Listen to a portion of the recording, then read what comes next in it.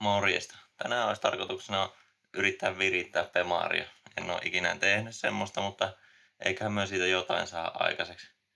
Mä oon muutaman päivän opiskellut, että miten se pitäisi tehdä, niin katsotaan miten se käy käytännössä. Tähän hommahan ei tarvitse mitään muuta periaatteessa kuin tämmöisen K plus D-piuhan, sitten tietokoneen, no läppäri mielellä, että se kulkee helposti tonne ulos auton luokse. Sitten on suositeltavaa, että on myös autolaturi tai akkulaturi, että ei softaa flashatessa lähde virrat autosta ja sitten me kaikki pilalle ja häviä kaikki tiedot meidän ekusta. Lähdetään liikkeelle ihan helposta, tai no helposta ja helposta. Lähdetään liikkeelle semmoisesta asiasta, mikä pitäisi olla helppo tehdä. Joo, 6500 RPM:stä pitäisi saada 7000 RPM suunnilleen. Että semmosella lähdetään liikkeelle. Ja siihen me käytetään softia, softana tuommoista MS4X flasheria. Sillä tehdään sillä otetaan ne ohjelmat ulos autosta ja sitten käytetään tuommoista kuin Tuner Pro -ohjelmaa, niin sillä sitten modataan sitä tiedostoa. Niillä pitäisi pärjätä aika pitkälle. Sitten inpa on ihan hyvä, sillä näkee, että on yhdistetty autoon kunnolla tuo piuha. Eli tämmönen Pemari olisi kyseessä. Me nyt laitetaan tähän se ohjelma. Tai ainakin yritetään. Ekana pitää saada softa täältä ulos tältä autosta. Ja siitä tehdään varmuuskopio, niin ei varmasti hävitetä sitä vanhaa tiedostoa. Laitetaan eka laturiin ja sitten aletaan ottamaan tiedostoa ulos. Sitten aletaan laittamaan piuhaa kiinni. Piuha laitetaan tonne. Noin. Ja sitten tietokoneeseen kiinni.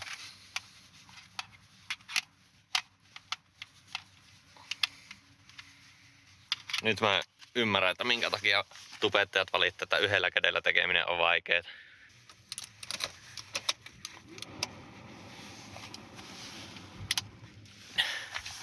Sitten käynnistetään MX Flasheri. Sillä me otetaan se softa ulos. Tää on tosi helppo käyttää. Tässä on muutama nappi vaan mitä pystyy painelleen. Elikkäs me halutaan kokonaan ulos se tiedosto, niin otetaan tuolta Full Read. Jos haluaa pelkästään jotain pieniä ohjelmamuutoksia tehdä, niin voi ottaa ton Particle Readin, mutta tää on hyvä tää Full Read. Tässä menee jonkun aikaa.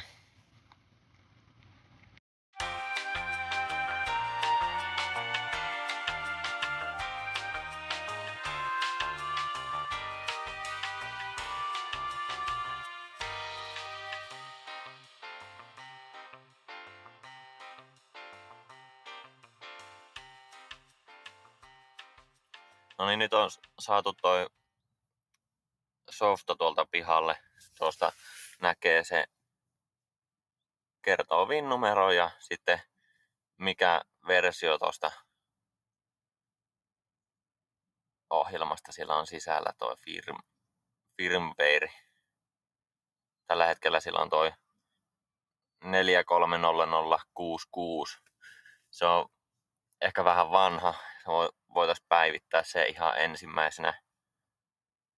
ensimmäisenä uudempaan versioon. Katsotaan miten siinä käy. Ennen kuin aletaan mitään ohjelmoimaan, niin otetaan kahvit.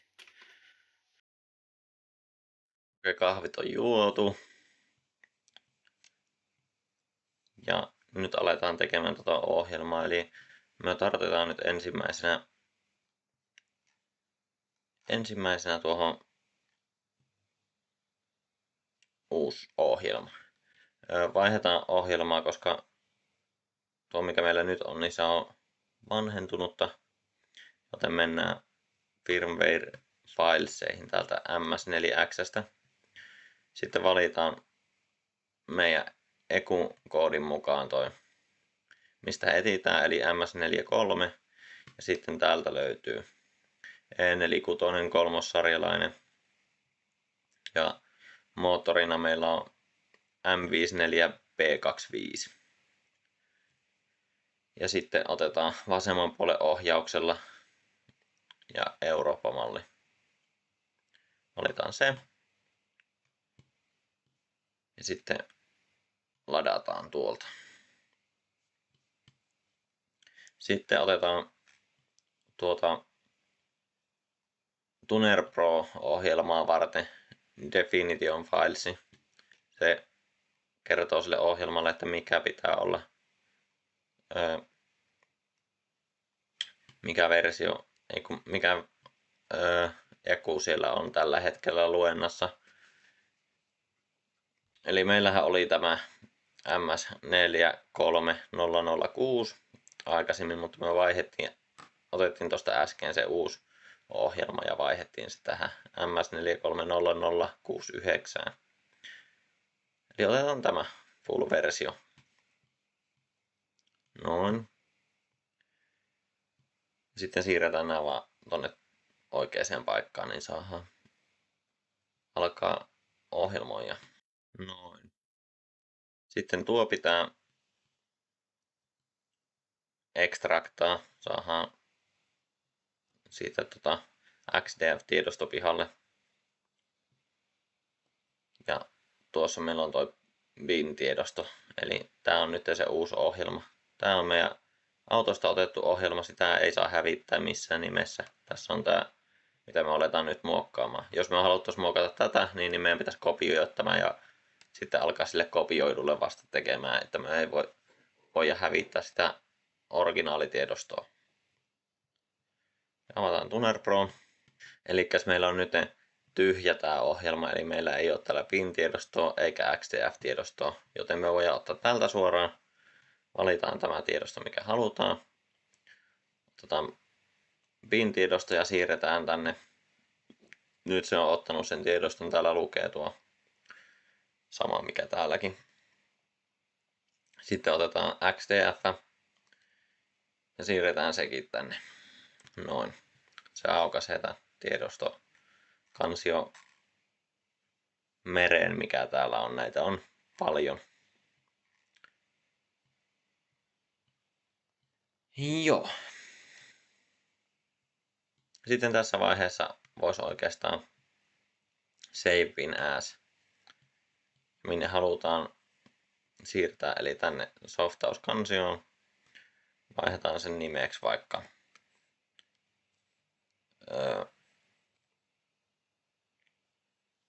7 tonnia. Rajoitin ja uusi softa. Noin, tallennetaan se. Se tuli tänne. Ja se vaihtui myös tänne. Eli MS4X-wikistä etsitään, mitä me halutaan tuunata, eli MS43. Aukaistaan se. Täällä lukee kaikkea, mitä täällä on tehty ja pystyy tehdä. Esimerkiksi täältä otetaan vaikka pop and banksit saisi tuolta laitettua, jos haluaisi. Mutta nyt tehdään vaan kierrosrajoitin. Tuolta löytyy Engine Speed Limiter. Täällä on 2 kertaan nämä tiedostot, eli IDN Max AT ja IDN Max MT. Ja kaikissa muissakin on vaan erona AT ja MT. Eli AT tarkoittaa, että se on automaattilaatikolle ja MT tarkoittaa, että se on manuaalilaatikolle. Me halutaan manuaalilaatikolle, joten otetaan tuo ja tuo. Tarkoitetaan vain 3. Sitten laitetaan Tuner Prohon Control Find. Saadaan auki tämmönen kansio, millä me saadaan suoraan etitty tällä nimellä noin tiedot. Tuolta löytyy ensimmäinen. Avataan se. Se näyttää tuolta. Eli tämä ensimmäinen on soft limiteri, eli sitten kun kierrokset tulee tarpeeksi korkealle, niin se alkaa rajoittaa yhden suuttimen yhtä suutinta kerrallaan, eli se ei vaan anna kierrosten nousta korkeammalle. Sitten otetaan tää toinen, tää on hard limiteri. Eli sitten kun menee kierrokset yli tämän, niin se katkaisee kaikki syötöt, joten niin, se ei pysty mennä sitä ylemmäksi. Sitten otetaan tää kolmas. Tää on semmonen, että kun menee tän kierrosluvun yli, niin se sammuttaa tämän ensimmäisen, eli tämän soft limitterin, että se voi alkaa käyttää tätä hard limitteriä. Laitetaan 4000 kierrosta, niin kuin 400 kierrosta lisää jokaiseen kierroksia, joten saadaan sitten tulemaan tasan 7000 tonne hard limitterille. Se laitetaan tonne ja tonne ja tonne ja tonne. 4- ja 5 vaihteelle ei tarvitse laittaa, koska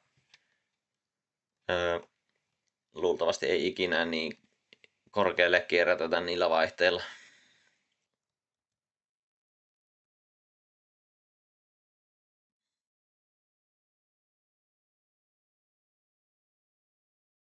Ups. Meni yksi liikaa. Ei se haittaa. Vaihdettiin se takaisin tuolta vikasta. Sitten tänne laitetaan 7 tonnia.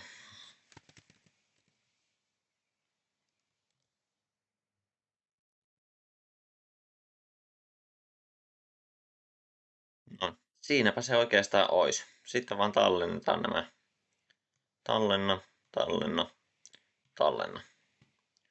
Sitten save pin. Okei, meillä on täällä tää tiedosto nyt.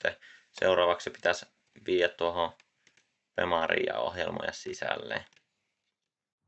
Okei, täällä on alkanut tulla pimeä, mutta ei anneta sen haitata.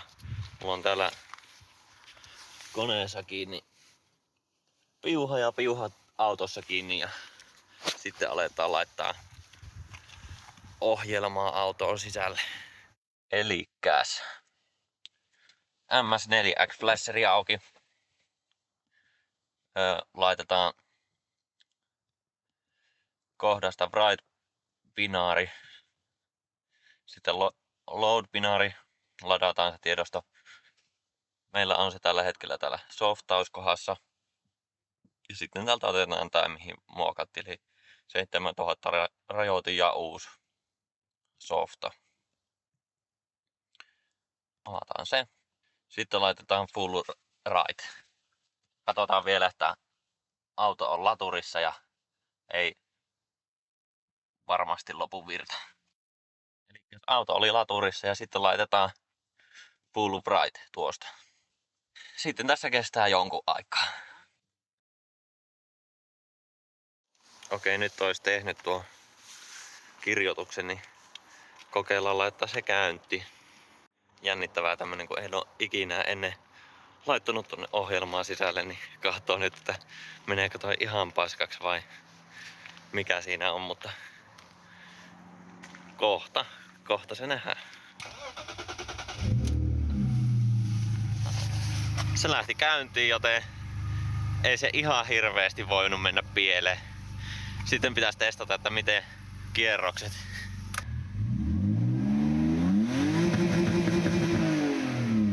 Kyllähän se antaa huomattavasti korkeammalle kierroksia nyt. Ei nyt ehkä ihan tonne 7 tonnia asti, mutta vois käydä pienellä koeajolla ja katsoa, että miten käy. Okei, nyt ollaan tultu sopivaan kohtaan, niin testataan, että miten käy. Ajetaan vaikka 1 ja 2. Rajoitinta vasten.